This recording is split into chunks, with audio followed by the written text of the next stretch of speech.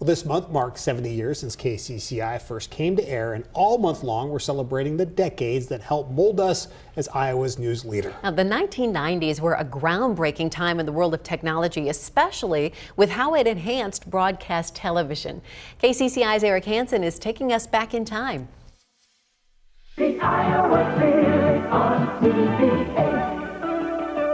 It's 6 o'clock. As the 1990s began, KCCI focused on the Iowa spirit. The Iowa Spirit on TV8. Connie McBurney wasn't just leading the weather department. By tomorrow, with sunshine, most of our highs in the 50s, went from the west to about 10 to 20.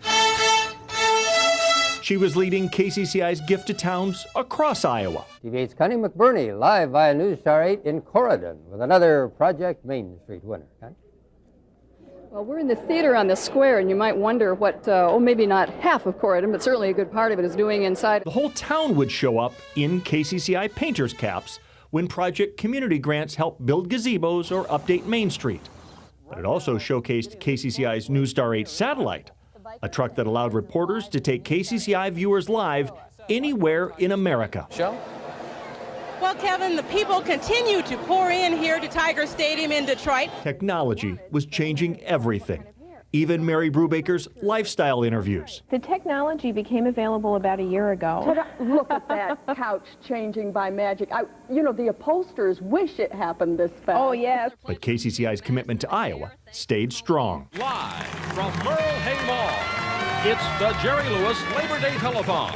Round-the-clock fundraisers and phone banks battled muscular dystrophy each September. On behalf of the Des Moines firefighters, we have a check here for $3,000. And each summer, Iowans walked into the KCCI studios to roll up their sleeves for Blood Donor Day. I mean, I don't know who it will go to, but it's a great feeling that it could help somebody. In the newsroom, typewriters were on the way out, while new faces walked in. Forecast for the state of Iowa for today, mostly sunny skies, not quite as nice as it looks out there. When Steve Carlin was hired to forecast weekend weather, he felt the station's strength on day one. And I look around the room and there's Paul Rhodes, there's Dave Busick, there's Kevin Cooney, there's Pete Taylor, there's Connie McBurney, all of these legends. It's like walking into the locker room of the, 1927 Yankee greatest team of all time. But in 1993, the lineup changed. And now, after 37 years and some 8,000 broadcasts, Paul Rhodes anchored the 6 o'clock news from the station's very first day until his retirement.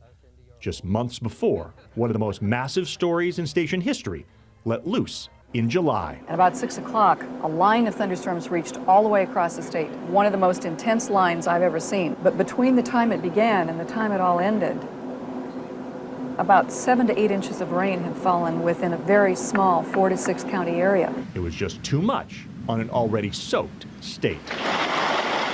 Kevin Cooney was at an event with the governor when he realized how bad it was getting. Molly and I loaded Mr.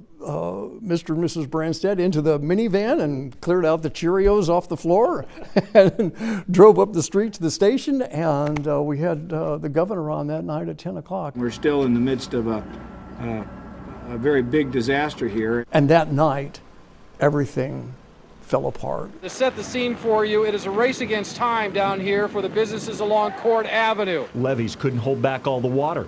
Within days, it got worse. About 3:30 this morning, we ended up losing the battle of keeping the Raccoon River out of the treatment plant. L.D. McMullen was on TV so much, he earned the nickname the Flood Stud.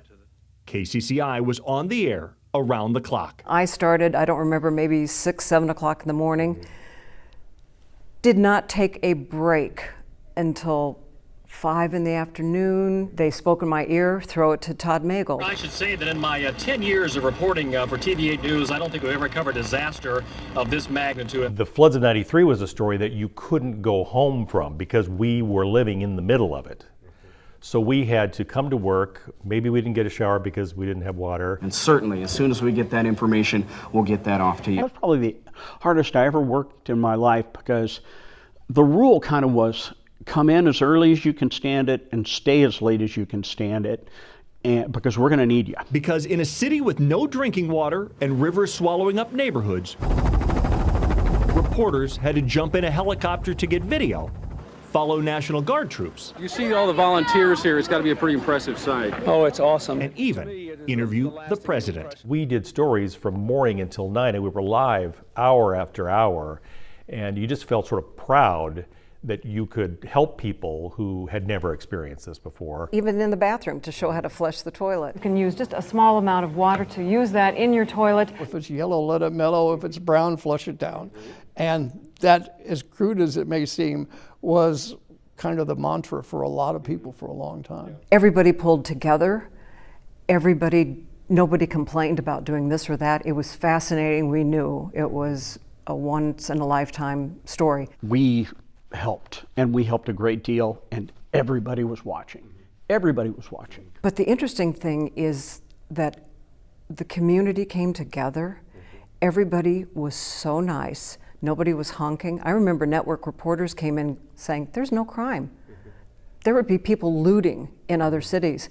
But here, everybody was helping each other because we were all in it together. A massive effort during a decade of change, leading up to Y2K and high definition. Eric Hanson, KCCI 8 News, Iowa's news leader.